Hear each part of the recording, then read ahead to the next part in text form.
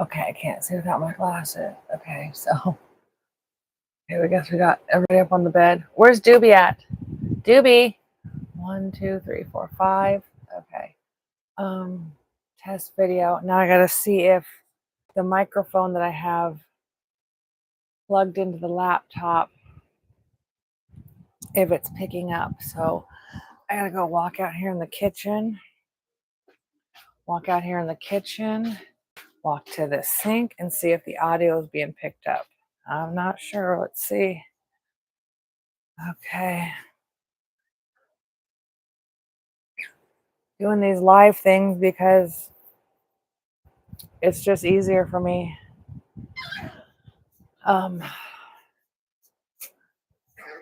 Getting stuff recorded on here and then uploaded and all that kind of stuff. I'm wanting to release a podcast, but I don't want to go on the podcast looking and sounding just, you know.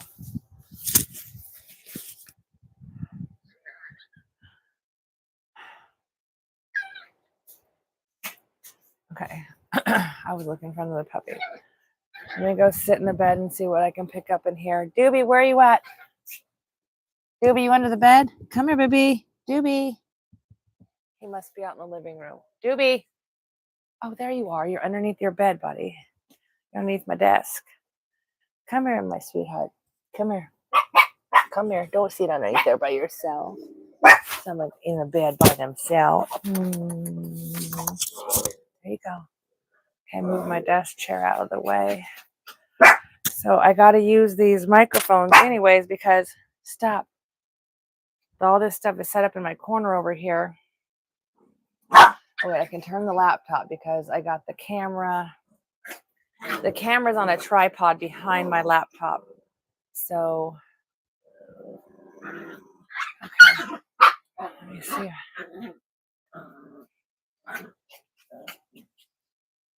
Okay, just a test video. Trying to see what we can pick up sound-wise, what this looks like. I got a Boneser right here. Whose is this? 5 or 6. You're going to fight over it? Here, Doobie, you're the Lilith. You want to try it for a little bit? There you go. They're a handful, but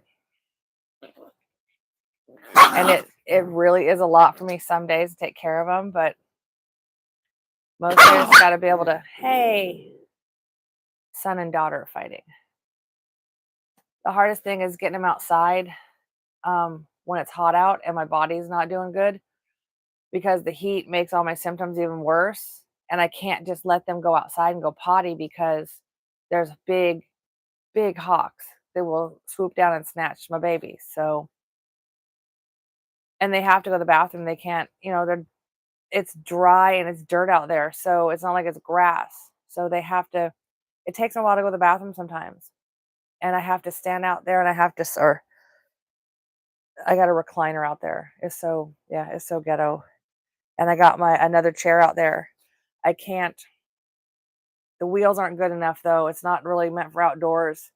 So I can't really get in it and push it and get anywhere. I kind of have to walk it like a walker and then sit down in it so I can keep an eye on the puppies and stuff for hawks. And I try to get out there and stay out there as long as I can. But with the weather already up into the 90s and hundreds and stuff like that, we were 107. I don't know if we topped at 109 the other day. I didn't really go back and look, but the morning projections were for 109. But my goodness, this is what they do too. They just squawk at each other. Yoda, what are you doing? They're always just squawking with each other. That's my little baby right here, my Doobie.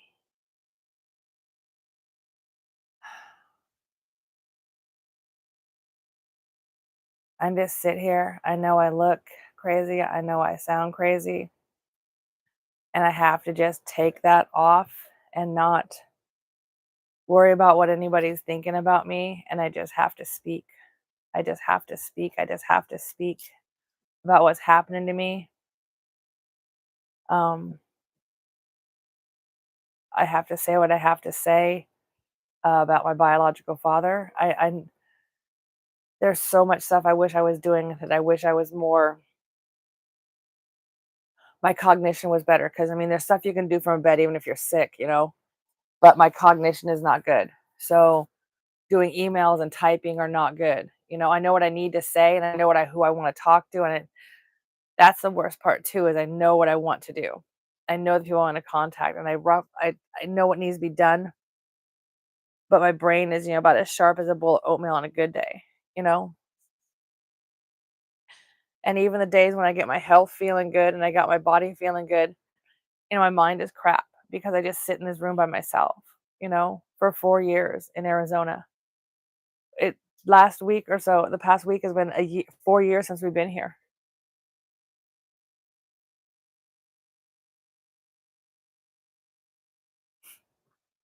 I hate this place. I hate this place. I hate this place. It's disgusting. It's disgusting. It's disgusting. Bullhead City, Arizona. Don't come here. I wouldn't.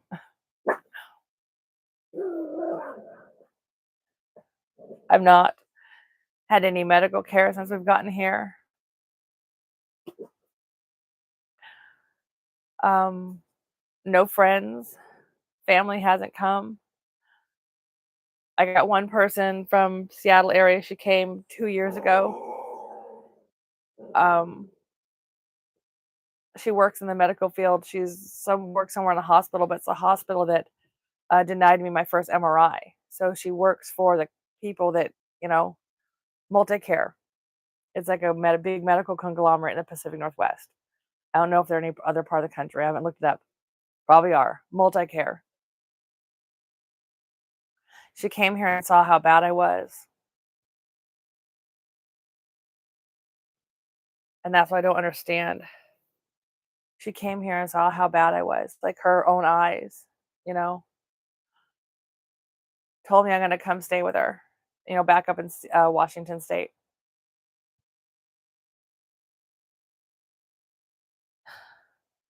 Drug my sick ass to Vegas. I thought we were gonna go to like a nice restaurant, like a fancy casino, go with a fancy restaurant, calm and low key, just go and, to have dinner, maybe sightsee a little bit, down the main drag, at nighttime and stuff like that. Nope. This person came and they wanted to party, like with a sick and dying person. And we went to Fremont Street. Google Fremont Street. It's like Vegas on steroids. Like it's but like just like the trashy, like party fucking in your face Vegas. Like street stuff. Like it's a it's a street you walk down. And I mean, in the concept, it's cool. If I could go there when it wasn't like super crowded and yeah, but I know it's Vegas. So street performers all over the place. I don't get me wrong, I like music and all that kind of stuff, but they'd have like a band blasting. It's like rock music, and then you walk just not even 100 yards down, and they'd have like some country music, like they're doing their fucking thing. So then you can hear and then when you're walking through that, there's two or three street performers playing different kinds of music. So then you can still hear the rock music, the country music, and you're walking up, and then there'll be like some salsa band playing, and just a lot for a sick person to take in. It's not what I wanted or expected.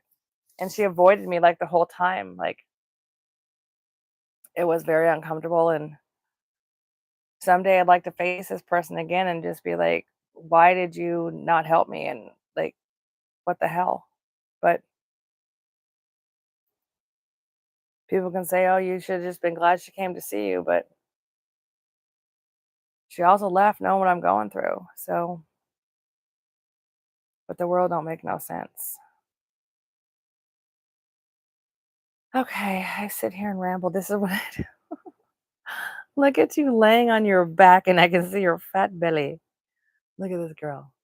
Just laying here, her fat belly, no arms up in the air. Mary Jane,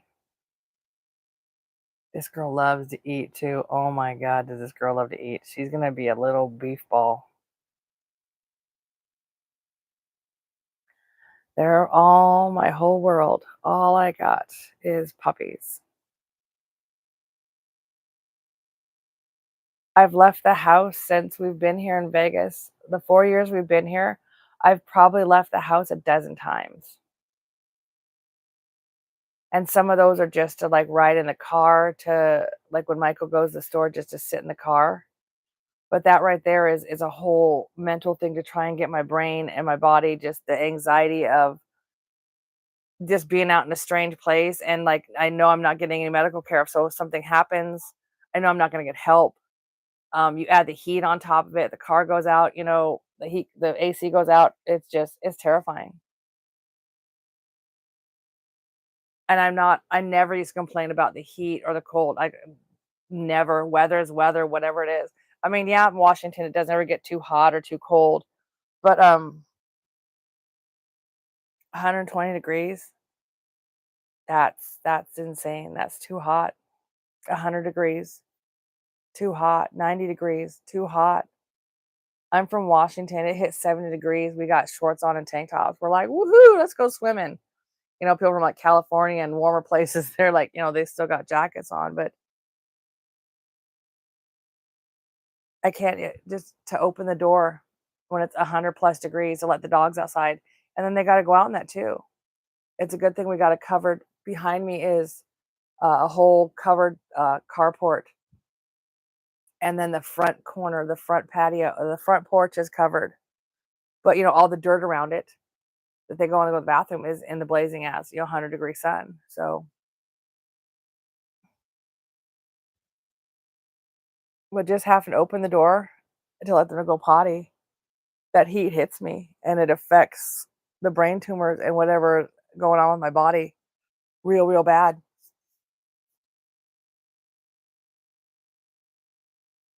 I want out of here. I want away from Michael. He just sits and looks at me. He knows I'm not gonna get any help in Arizona. He knows I'm not, and he just tells me to go and get on state medical here and go see a doctor here. Oh, I forgot I had my big speaker on. Did I This is it, y'all, this is all I do. I just sit with this wherever, and, yeah, it's not fun. My mind is just gone now. I was trying to be positive for the longest time and just always just I had to be in a good mood as soon as I was done puking in the morning and as soon as my body was done doing what it was doing, I had to get, my mind right. I had to get happy. I had to start watching something funny, just I've always been good at pulling myself out of the dark. I'm a very positive person. I don't got no hope left though. I don't. What I've been through the past 5 plus years, what I've seen go down in the world. And yes, I know I had a little bit of rose-colored glasses on. I knew that the world that there was bad thing I wasn't that naive. I knew that there was bad things going on, but in my mind, I was like, "Well, everybody on the planet now, we're working to make sure everything's gonna be better, right?"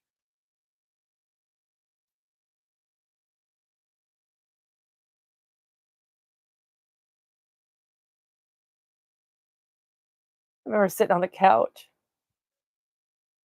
I think it had a pink baseball hat, that had Obama, on it when he was it was my and I was sitting there with my Obama, inauguration stuff, watching him, become president. And I know it's a cliche because all you saw was, him with the artwork says hope, and that's just the feeling that you had was just hope. Watching a person of color take the, supposedly the biggest office on the planet.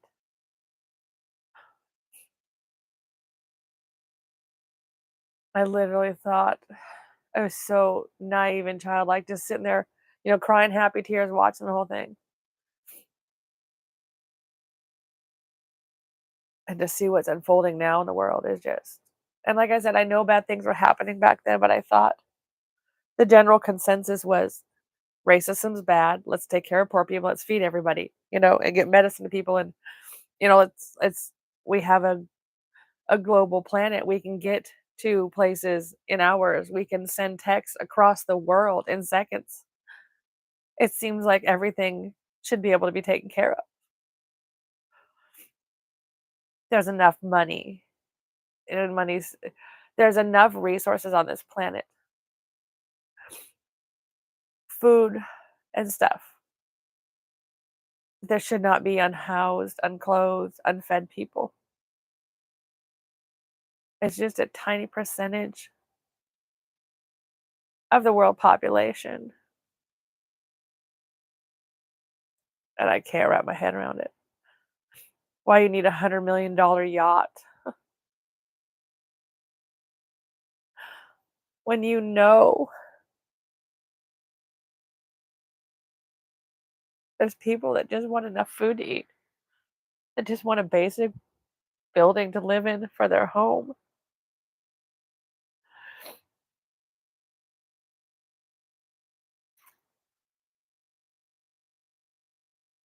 And it seems like since I've got sick, the world has just tanked. The George Floyd stuff was going on when I was first getting sick, and having to watch that, being sick and helpless. I had friends in Seattle, activists and stuff like that were out protesting, and they'd bring me back and show me some of this stuff, and I could see it on their social media as I just sat in my bed. But then we come to find out that's another thing that's going on in this world, is not this world, this country, United States. I was just trying to get a doctor to render care on me. But because I was poor and didn't have insurance. But then Michael even got me super duper expensive insurance. And still, I look at Michael and go, you were spending $600-700 a month for insurance for just me. And you could have just wiped your butt with it because nobody gave me any medical care, you know? But that's the thing. I'm married to somebody that I'm in. There's no relationship there.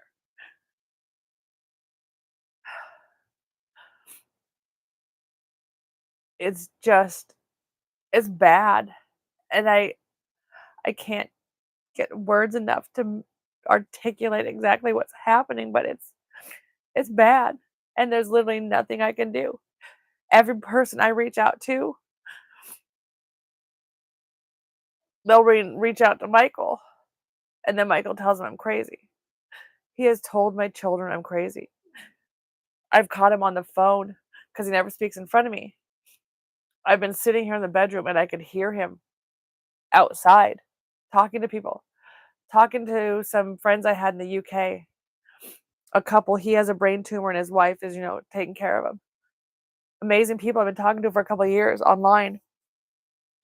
And they were finally calling Michael going, what the hell's going on with her? Why aren't you helping her? And basically Michael told him that, she's faking it. They're just cis or something. I couldn't hear everything. And now those people don't talk to me. I want everything that Michael has done to come out. But you know what? I'm living with him. And if his mother and sister, his mother and his daughter, they're nightmares. They attack me on social media. They call me crazy. His daughter is just a nightmare. I'm fighting for my life and they add to it. Like, I just don't understand that. So I want to say everything has been that he's doing to me, but I don't have anywhere to go. I'm stuck here and I don't want to be stuck here.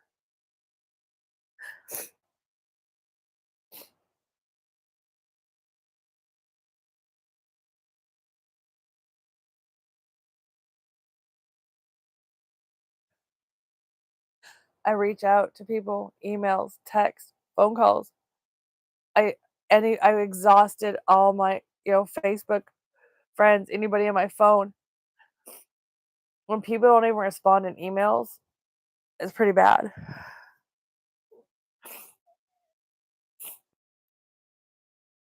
Okay, so here I am this whole time doing this video. I need to I didn't mean to do it this long, but it's just whenever the camera is turned on,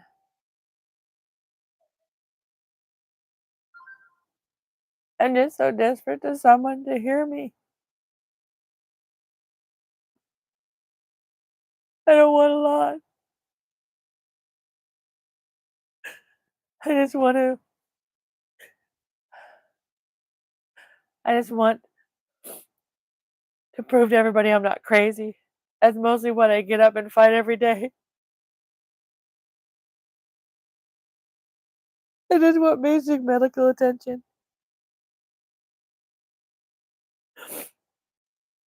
I want to prove to my daughters I wasn't making this up. This is what's happening to me.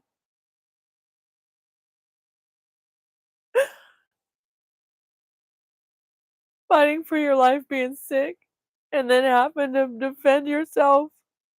People calling you crazy. No support system. Your spouse is abusive. I'm just hopeless. I'm just hopeless. I'm just hopeless. I gotta stop saying that.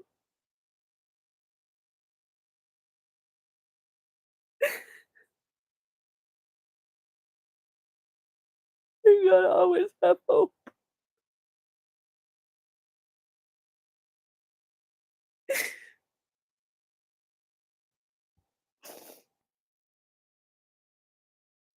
I keep telling myself I just have to get to June 10th. I have to get to June 10th. I have to get to June 10th. That's the interview with People magazine about my biological father, Warren Leslie Forrest. My birth name is Leslie Ann Forrest.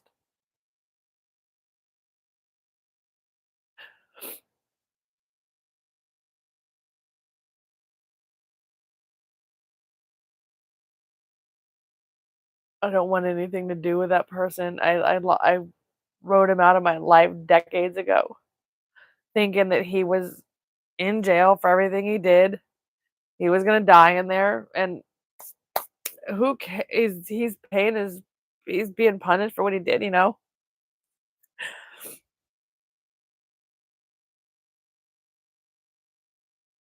10 years ago or 2014, he goes up for parole for the first time, uh,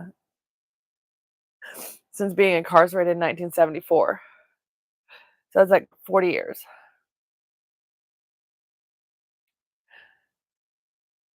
And I didn't want anything to do with it, but I heard it was happening. But then I heard about this lady star Laura who was, her sister was missing and they think Forrest did it. And I'm just like, what? What's going on? It just and then just to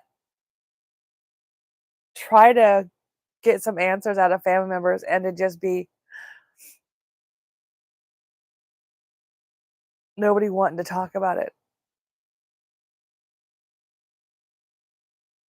And so just, life goes on and stuff like that. But I'm always hearing about this star Laura lady. And so when we got here to Arizona and I'm thinking, I'm having just a few weeks, a few months to live, I wanted to reach out and I was mostly thinking of like if this lady, if this is really, her sister's still missing, it's tied to Forrest, I want to talk to her. Because I knew my mother and my sister had not been nice to her, and my sister's wife, they were I don't know, they had contact with her, but they were just I reached out to her I wanted to be like, "You know what? I'm sorry if my father did this to your sister. I wish we could get her home," you know? And then she filled me in on some stuff, and I was too sick to really take it all in, but it was good to touch base with this person. And the stuff I've just learned in the past few years, 2 years, is just there's probably so many more victims than the 2 that he's in prison for. Star's sister, Jamie Grissom. She went missing December of '71 in, the Vancouver, Washington area. It sits across the river from Portland, Oregon.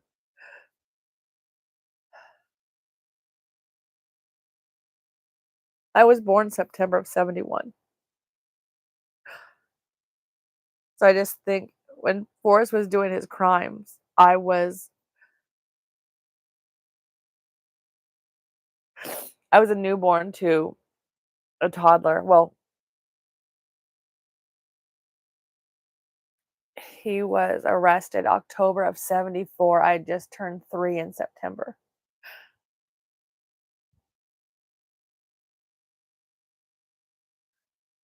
I think about, like, did he come home after these crimes, and pick me up, and just hold me and just I just disgusting's not the word. There's just no big enough, nasty enough words that messed upness to describe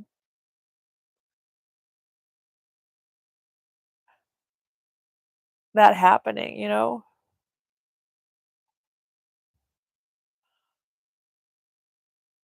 So with this interview on June 10th,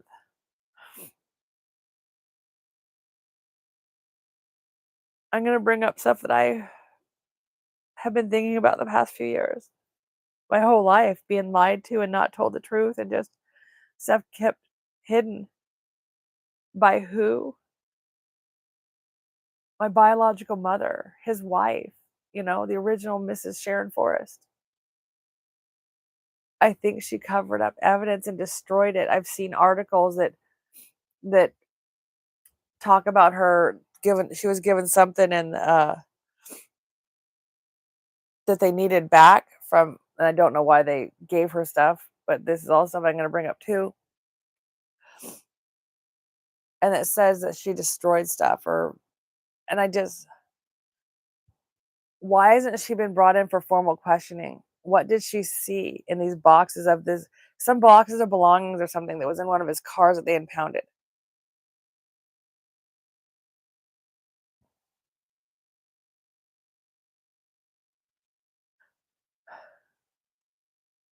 Did she get rid of, like, all the little things, the little trinkets like serial killers, like, they keep from their victims?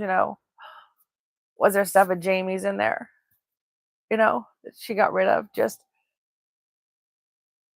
so her husband, would get away with it? There's all stuff I gotta bring up, and I'm not lying, I'm not trying to make stuff up and stuff like that, it's just questions I have about Sharon that here's the thing, over the years, Sharon has been this is my biological mother who was married to Warren Leslie Forrest. I wanna know why she doesn't want to help with the investigation. Whenever she's contacted about it, she's very short and says, "Don't talk to me, don't contact me again, leave me alone." Why is she like that? It's been 50 years now. You think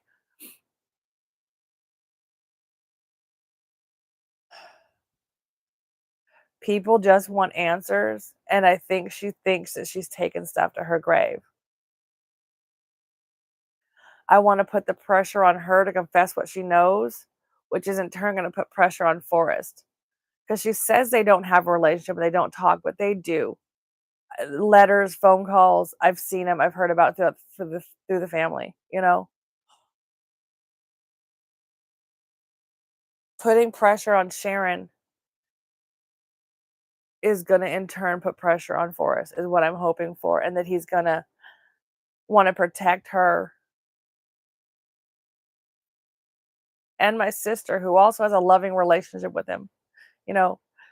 She sends him money so he can video chat from prison with her and her wife and her kids. It's just it's messed up. It's messed up.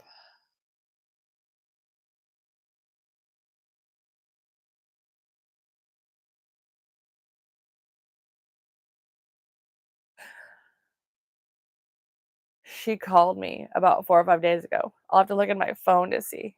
Just out of the blue. I have no relationship with this woman. I haven't had a relationship with this woman for decades.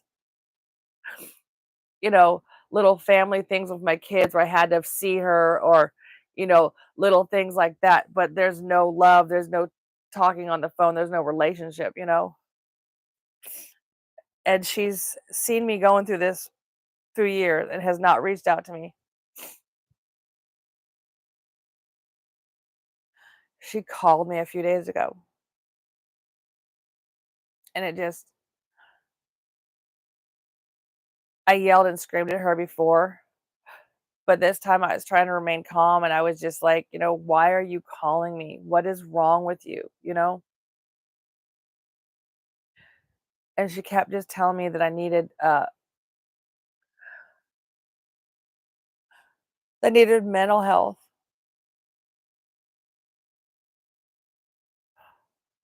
And I'm like, Sharon, I have a 14 millimeter tumor. MRI found it and two satellite tumors. I don't know where they're at because no doctor will show me. But there's three things that an MRI found in my brain. I don't need mental help. I need medical help. And yes, I probably do need mental help from what I've been through being denied care. Which she's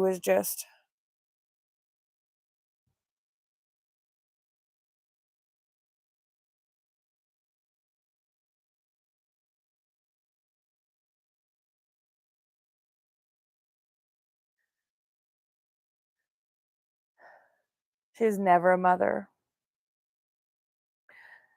Both my parents are technically still alive, but I've pretty much been like, an orphan my whole life. There's been no loving relationship, no guidance, nothing. I left home at 14 to get away from just Sharon's just toxicity and just when your first bully, your first hater is your mother, it changes you, how you look at the world, how you look at other people. And it's like almost like I have like this like stink on me, like there's something wrong with me. I always felt like there's gotta be something wrong with me if your mom, is mean to you, doesn't like you. But then as a young adult being around other people and their families and their parents adoring me, like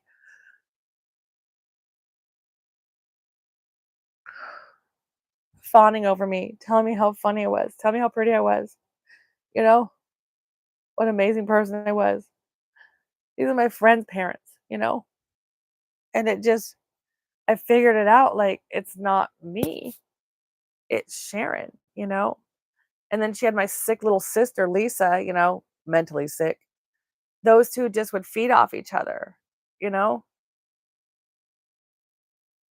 Their hatred and just toxicity that they tried to push my way.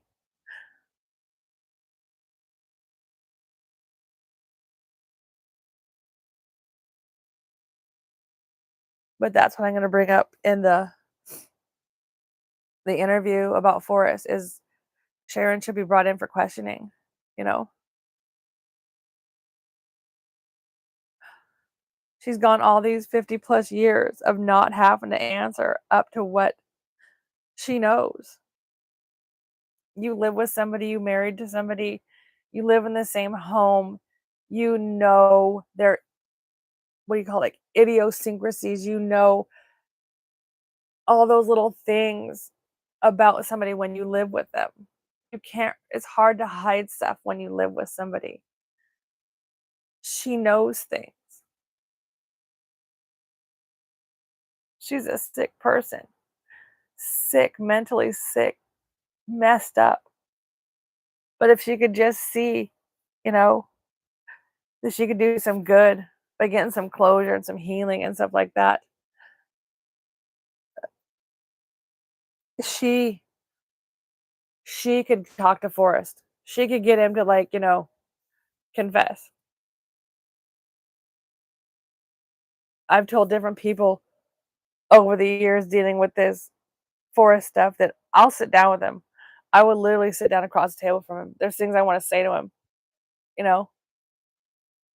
I'll be nice at first, which I don't wanna be. It's just it makes my stomach turn to think about it, but I want to see what I can do nicely first, and then if I can see that he's gonna just stonewall us and not give us any information, then I wanna unleash on him. I wanna tell him all kind and I'm good. I can cut with my tongue. I wanna destroy him mentally with my words and say some very messed up shit, and just to destroy him, to make him know that he's not in control anymore, and that people are still gonna be fighting to try and, find his victims, that they're not gonna give up, you know? These these women and girls were valued. You can't just throw them away. They have value, is mostly what I want him to know, and I'm gonna tell him, "You have no value for us. You have no value. You're just garbage." And the wait, my sister and my mother show him though, show him love and affection, and I'm gonna tell him too, like, "You know what? People aren't gonna be kind to Lisa when they find out, and Sharon when they find out they've had a loving relationship with you." My sister and her wife, like, regularly, like, I don't know if it's once a week or once a month or something, or a couple times a month, but regularly have he they send him money so he can call them. And it's 2025. It's video chatting. It's probably not the best high quality monitors, but Forrest is getting to see and communicate with a loving family that are showing him love. And and these are small children. Like, that's messed up. How is he able to talk to children? I've tried to call his counselor. I've tried to do stuff with the prison, but I'm too sick. I can't get anything done, and I need to be calling more repeatedly, But he should not be speaking with minors. He should not be. Gypsy, be nice. They're so squawky to each other.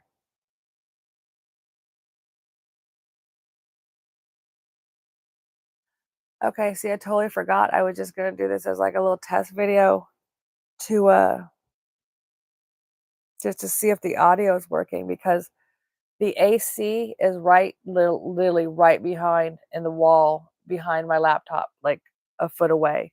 And then there's a fan, an oscillating fan on the other side of the laptop. So if this microphone's not working, it probably didn't pick up too much stuff. It'll probably just the speaker will be picking up the AC and the fan going. So, but I don't my brain can't handle tech stuff anymore. I wasn't ever a whiz with technology, but I knew generally my way around stuff, around a computer and files and all that kind of stuff. I worked in offices. Emailing is like you just do it like you can be talking to somebody else while you're writing an email to somebody else, that kind of thing. Now to get in my phone, the laptop has my email, but most times I can't. I'm not even good enough to be sitting at my desk. So just to even get in my phone and to try it and find, I gotta look. And I know this is simple stuff for most people, but I have to sit. Okay, where's my email at? Where's my email at? So I scrolling around trying to find it on the screen. Okay, and then there's my email. But it's a little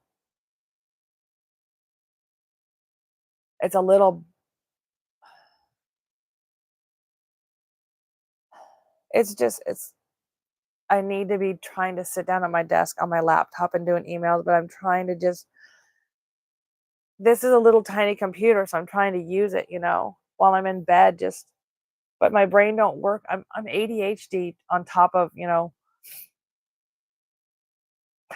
being sick. So my brain is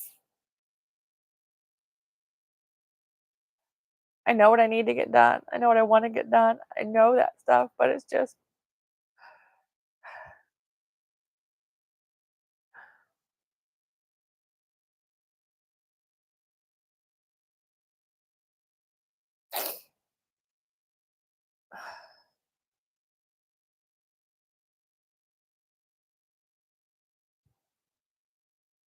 Okay, that's they're I'm trying to get the document, the thing signed for my appearance on this filming of this thing, and they have it down as Ayla Blue on the documents, and I just realized that my legal name is still Leslie Larson, so I have to they have to go back and change that, and I'm not good with emails and the responding and the stuff on my phone here, so it's like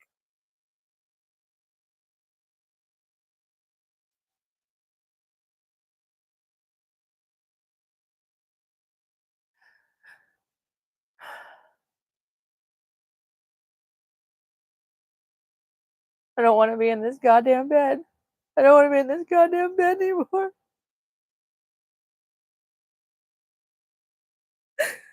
I either wanna know my time's coming and roughly when that is, because this is what's happening to your body, da da da da. You only got 6 months. You only got 3 months. Hey, you can pull out a year if you do this. I always want something. I want something. Or I want to know, nope, sorry, you're done for. Or no, or the hey, we can get you a little bit of help and you know, you're not gonna live a lot like a full long time life, but you can pull out some more years if you do this and we can do this procedure. That kind of thing. I've not been offered any of that. And I just sit in this bed feeling crazy and my body's sick and it needs help. And it's just overwhelming. This is the world now. I break my own heart over and over again because just I think about what's happening to me, but then I just think about it's just this is just normal in the world now.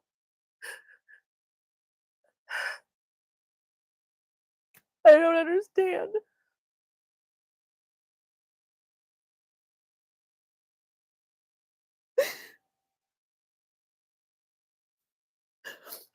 I've always done everything I can to help other people.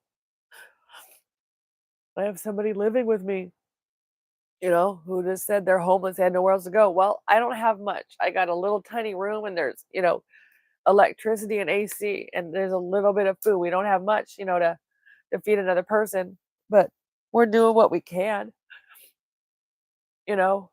She's helped me with some of the computer stuff, but it's not like I have a companion or a friend or something here. She's young. She just turned 19. I mean, she's a baby in my eyes. I wish I could help her more, you know?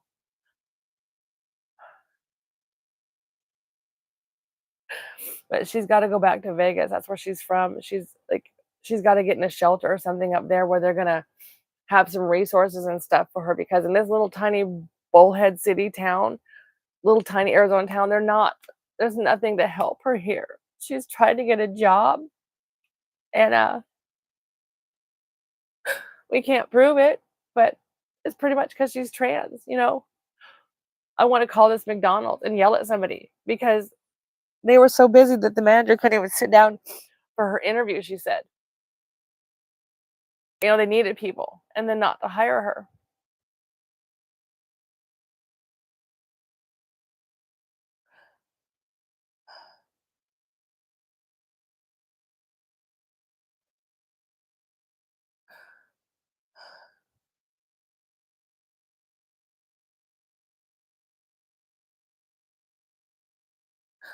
The biggest thing is that I don't even have my spouse. My spouse is abusive, gaslights me, and he's not reaching out for anybody for help because he wants me to die humiliated, sick, and scared, alone, everyone thinking I'm crazy. We hate each other, and I have nowhere to go. He knows this.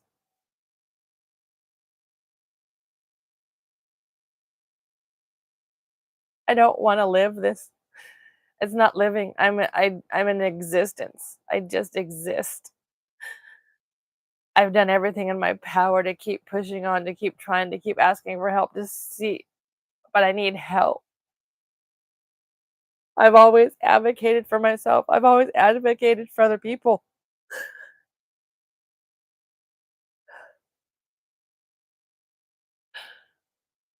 There's nobody around. I'm severely isolated. I don't have neighbors even. There's a trailer next to us, but it's vacant. Well, I mean, I think it's what they call snowbird property, people that live in, colder climates, and they come here whenever just for a little bit here and there. There's a guy, we've seen him once or twice over there. Um, the back, that's all a fence. There's a house back there, but there's a big, huge fence. I can't see or hear anybody. Next to us, another, big fence, and I've heard people, like, coming out their sliding glass door and stuff like that. Um, a foreign they're foreign of some sort. I don't recognize the language or nothing like that, but man, I've even been tempted sometimes, so lonely. I mean, we don't understand each other. I'm just like, I wish I could just peek over the fence and, like, wave and say hi or something, but it's a way high fence, and they're not out there that much when I'm out there. And then the front of the house is just an empty lot. There's neighbors next to it that I can see him working on his car sometimes, but there's nobody here to talk to. There's no one here to reach out to. The neighbor is kinda kitty corner across the way that I see work. I've been so tempted, though, to go over there. He's working on one of those old, like, 40s style old ass pickup trucks, redoing it, and I mean, it's looking nice, and, 'cause when I could sit on the porch, I could see him working on it sometimes. I'm just tempted to wander over there sometimes with my cane and just start talking to him just for human connection, human contact. Michael's gone all day. When he comes home, he sits down in front of the TV and watches TV. I tell him I need help, and he tells me to get it myself.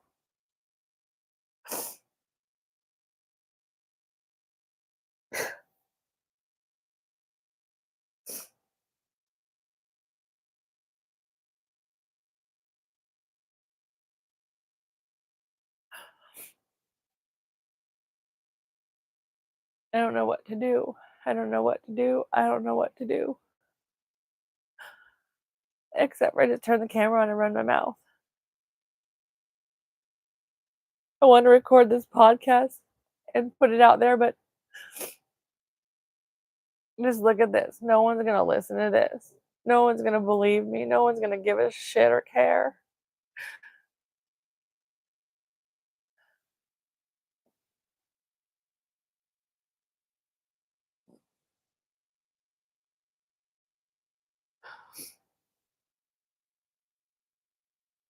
I'm like a broken record. Just telling people I can't get medical, I can't get a doctor. People don't care. They don't fucking care. Believe me or nothing. Michael's the one person who can be telling people that there's something wrong with me.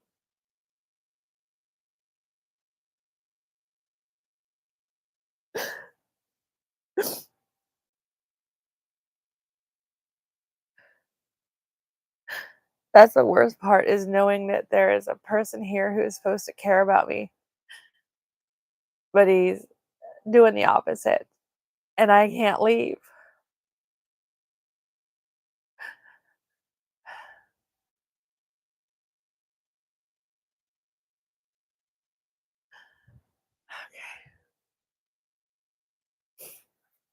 I've rambled on long enough. Ramble, ramble, ramble, ramble, ramble.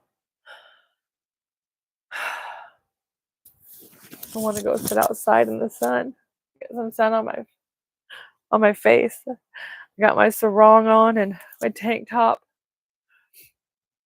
but it's too hot out there. I instantly get nauseous and my body just kinda, like, it just melts. It's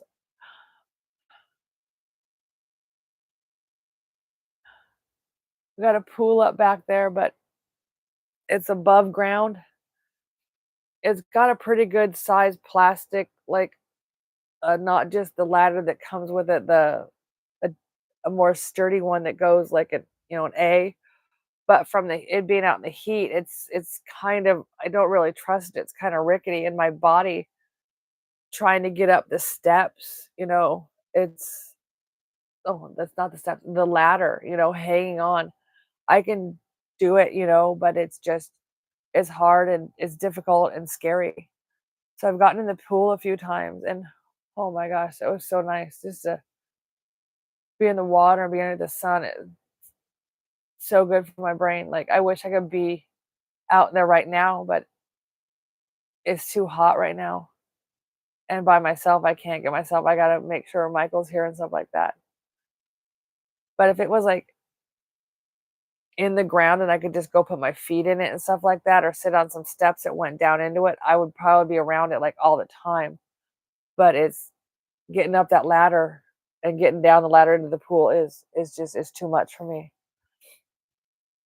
I wish Michael could build like a little deck around it, or just a little small for me to be able to just fewer steps and I could sit and put my butt and put my feet just in the pool instead of I'll have to go take video of it. But it's a nice, good sized big pool. It's just my body's not strong enough to get in and out of it by myself.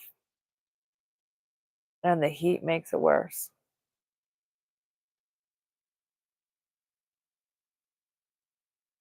I hate it here so bad. I hate Arizona.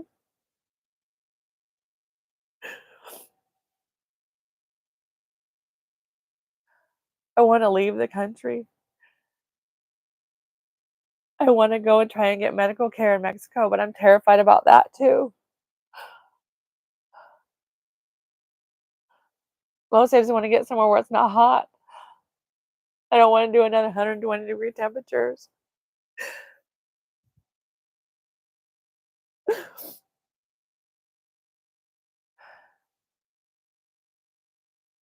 I'm broken. I'm run down. I'm hopeless. And this is sad. It's just it's just weighing me down. It's just the hopelessness of knowing nobody cares, of knowing I'm not gonna get any help. Michael's not gonna get me help. I'm gonna sit down for this interview, but it's about Forrest. It's not about me needing help.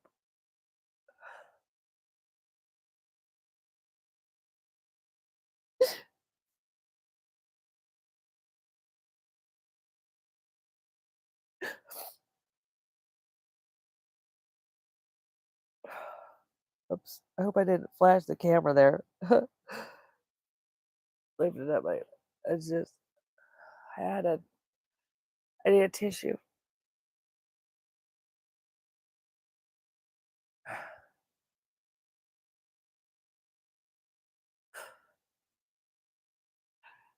So now I'm gonna turn this off and I just have to sit back and find because I just scroll through the fucking apps. Netflix, Hulu, Tubi, Pluto, Amazon Prime. Oh, my poor baby. He's congested. He's been since birth.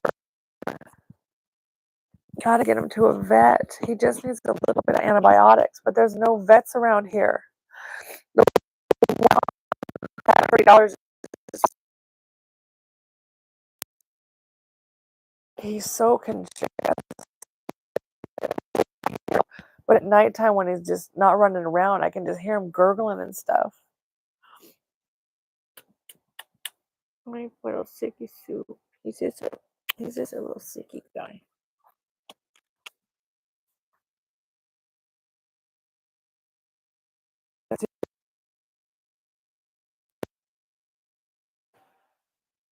So I looked up Tractor Supply and it said it had like a traveling vet that comes every couple of weeks. So we made an appointment to go to that. I haven't talked to him on the phone. And then when Michael goes and waits in line with him, like outside Tractor Supply, thinking they're just gonna the vet's gonna see him and go, "Yeah, he's congested. Here's a prescription for some antibiotic." It's just like a shot clinic where they give vaccinations. And I'm just like, "Why didn't you guys call it a vaccination clinic? It's not you're not seeing dogs that need medical care." The last time my puppy that passed away, we took her to the vet. We had to go all the way to Henderson, which is on the outskirts of Vegas. So we might have to do that with this little guy.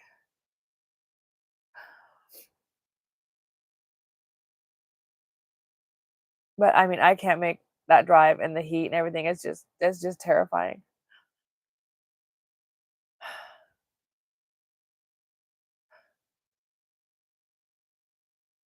I'm used to doing everything on my own and I can't do anything anymore. And it's a nightmare.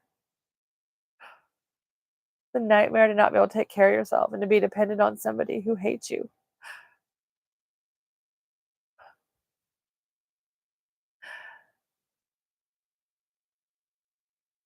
He's sick. He is so messed up in the head.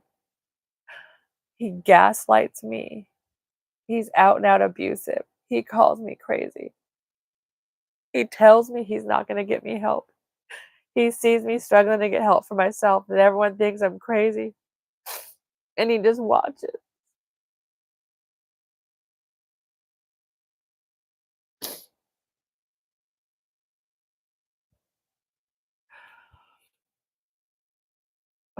I gotta get my mind off of something else. I gotta try to find something funny to watch. I gotta find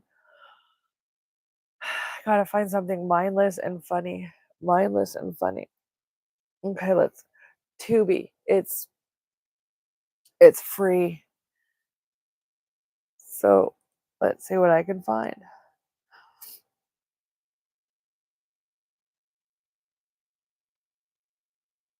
Oh my goodness.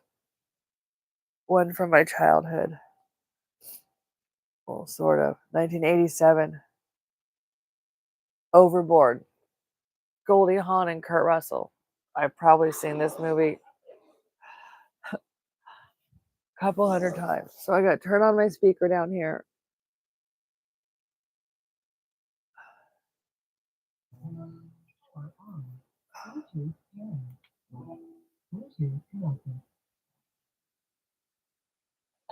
Gary Marshall film.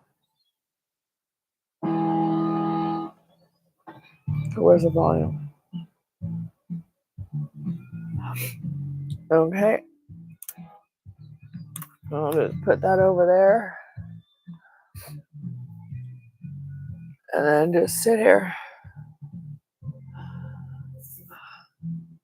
Puppies that have breakfast. It's almost noon. It's 10 to noon. I haven't eaten anything. I'm trying not to smoke as much of the weed. I'm trying to smoke just a little bit in the morning to get the appetite down under control. I'm trying to get the nut.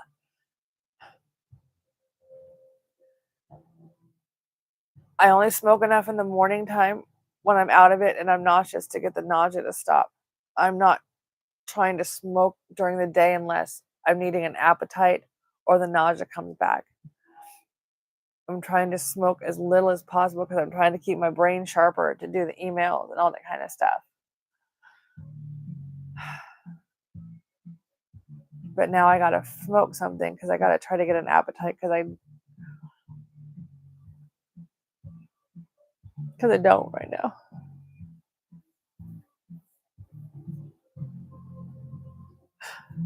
I just gotta get out of this sadness. I gotta get out of this hopelessness. I have to try to just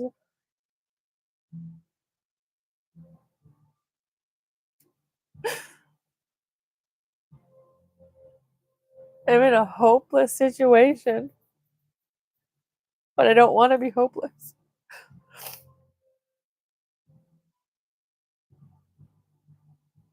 I gotta start sitting down and focusing and thinking about, this interview and what I'm gonna say and stuff like that because my brain is not good anymore, and I don't want to ramble to them. I want to have clear and concise ideas that I want to get across them about his crimes and what I think happened and what I know. You know, there's not, he's just a big, ugly, gross blob on my life of just evil.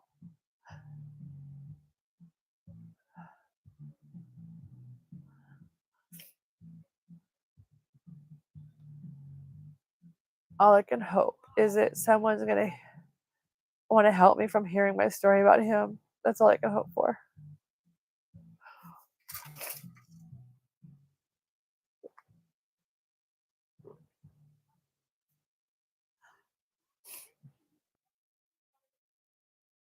Okay, I've rambled on enough. This was just supposed to be a test video, but hey,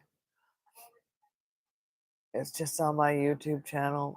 No one's watching it. No one knows about it. So it's just like my video diary. Okay, let's go turn this damn thing off. I gotta see if the external, if I had it hooked up right and it worked. I don't know if it did or not.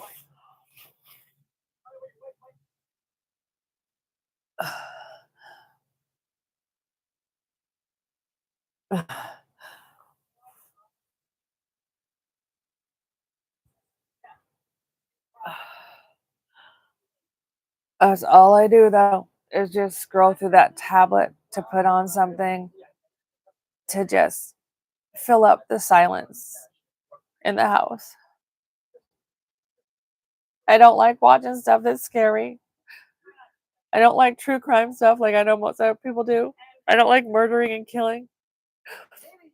I used to like to watch dramas and, those kind of stories, but I can't take that anymore. So it's just like it has to just be sappy and funny stuff.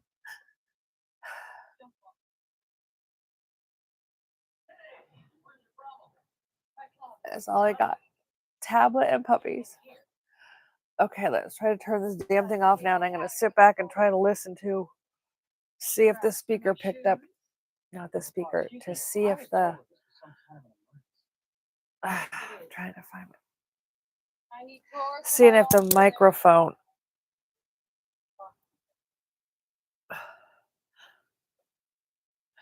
So then right through there is my bathroom, and I'm just all self-contained in here, and the kitchen is right outside my door. So most days after a certain time in the morning when I got the vomiting down, I just get around just like this. I can put my hand on the bed, the chair, the kitchen counters until I get out to the couch. I really hate using the cane. I don't like it. It's just I don't like it. It's just stupid.